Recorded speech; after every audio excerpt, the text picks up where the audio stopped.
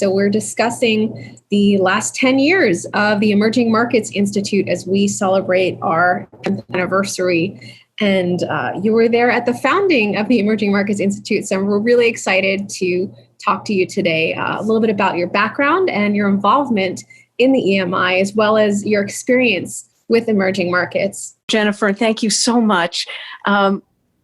It's very interesting to me that I even ended up in the field of emerging markets because I actually grew up in Ithaca, New York, and I went to Cornell, both undergrad in the College of Agriculture and Life Science, and I went to the Johnson School for my MBA. So you wouldn't naturally think that someone, a native Ithacan, would end up in the emerging market space and in an international career. But early on in my career, I had the opportunity to go to London, to move to London, and the early deals I worked on were in Italy. And so it was really an interesting, eye-opening experience. It gave me sort of the bug.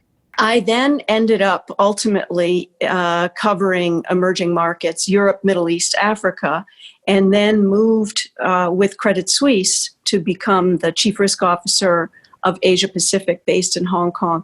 And that was in early 2005. So it was really at the beginning of a very great boom in China. And it was only 5 years later, while I was still in Hong Kong, that the Emerging Markets Institute was founded.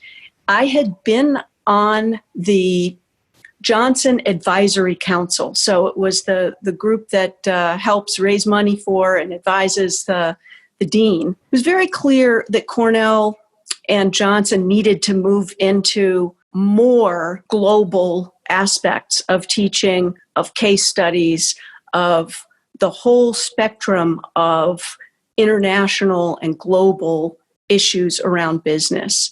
And it became the Emerging Markets Institute, and that was now 10 years ago. I can't believe now, 10 years later, the amount of progress that's been made, not just in the Emerging Markets Institute, but also across the whole school. I'm really glad that we have your perspective on that.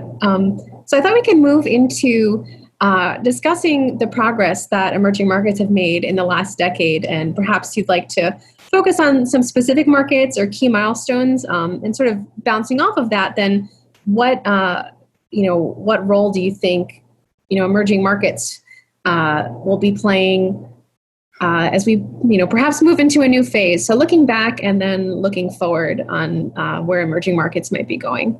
The tremendous story really of the past decade has been China. Besides China, we have seen India, we've seen Indonesia, Thailand, Saudi Arabia, United Arab Emirates, Mexico. Quite a number of prominent emerging markets have made great progress. Although we've seen tremendous progress in some, we've seen this decline in other emerging markets. This is really not just an emerging market problem, but a global issue to figure out how we can pull up those economies and those countries that have less infrastructure, lower standards of living, greater impediments to their progress than the more successful emerging market countries.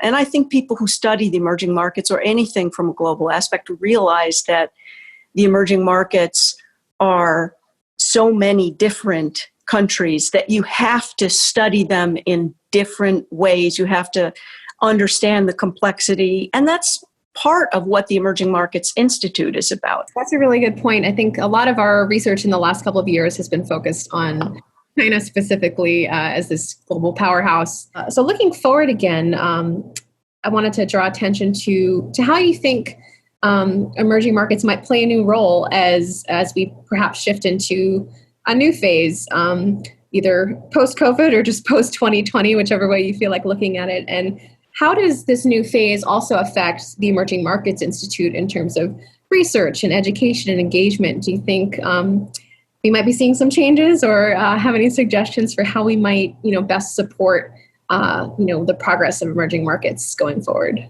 If I think about what is happening now in 2020 and even before this pandemic, it seems like we would have had to make changes in the curriculum and changes in how we look at the teaching and education of people who want to be studying the emerging markets. And up until very recently, maybe it's the U.S. administration, maybe it's other things, but we have been seeing increasing trade protectionism. We have been seeing a bit of backsliding in the sort of global outlook. And I think many people, including myself, have viewed that as problematic. And then with this pandemic, I believe it has exacerbated tremendously this focus on trade, because before, I believe that companies were starting to examine their supply chains and start to want to diversify supply chains before the pandemic. And now this is just, if you weren't already doing it then, you're doing it now for sure. I don't think that that's necessarily bad, but I think that the protectionism and the shrinking of the global mindset is harmful.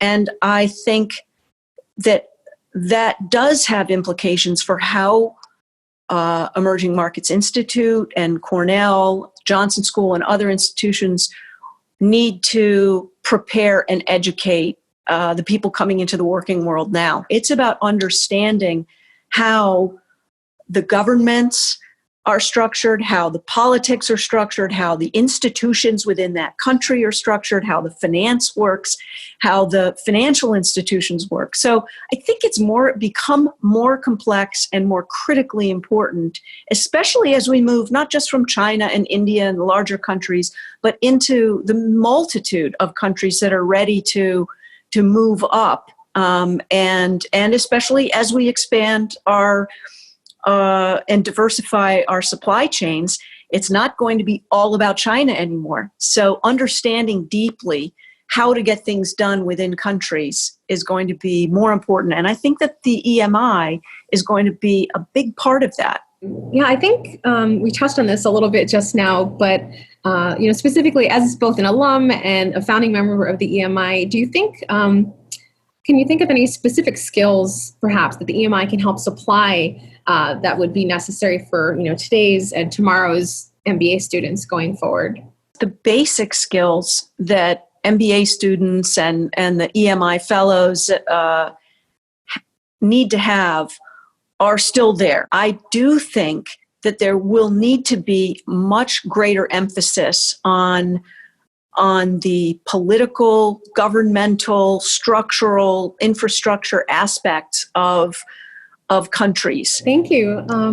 So we're just about wrapping up here, and I just wanted to maybe expand on that a little bit, perhaps beyond Johnson in particular. But are there any other ways you think that MBA higher education could address a more internationally minded education going forward? I think that as the network of EMI grows, and as fellows who have been through the program move up within their careers, we form a greater and more powerful and more interesting network of people who can provide internships and case studies and short jobs on the ground. And there will come a time when we'll all be back traveling and that sort of thing. So I'm confident, generally speaking, that there's more to be done where you can visit.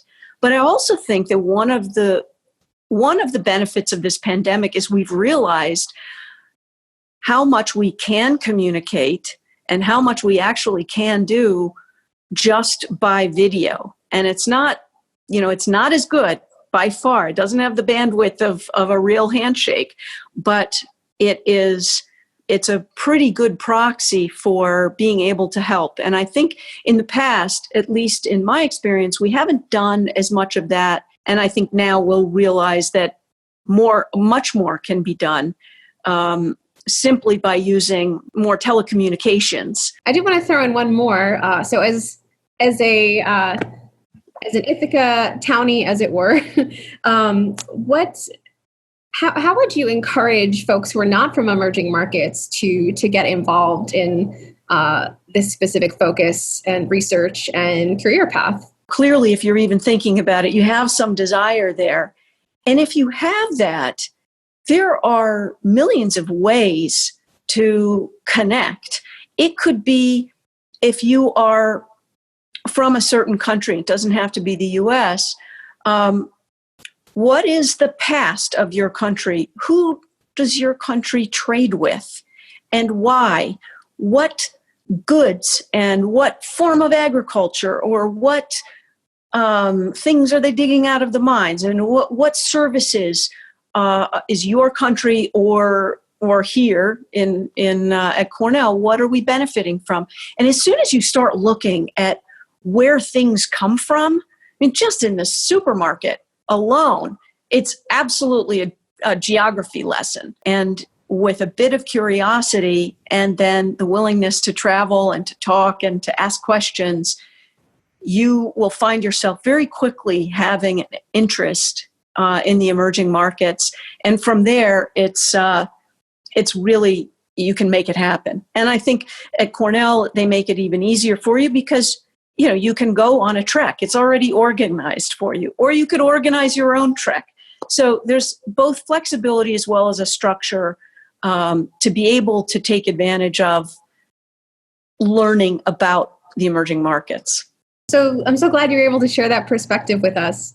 So I just thought we could maybe see if you had any parting words as one of the founders and key folks involved in the EMI over the last decade for us as we celebrate this anniversary and look excitedly to the future. As I look at this, I think the Emerging Markets Institute has more future than past. Tremendous kudos go to all of the people involved from before the Emerging Markets Institute even started and all the way up till how far it's come now. But I have to say, we've barely scratched the surface and there is so much more to do. And it's going to be a fascinating next decade. We'll take it year by year or 2 years by 2 years. But I think that the students, as they come in and come through and the fellows in EMI, they will be the ones adding value and determining what do they need or what should they have had or what do they think that the next class would benefit from. And those are the people I would listen to as the EMI grows and launches the next decade. Thank you so much, Nell. I really appreciate you taking the time to chat with us today. It's my pleasure.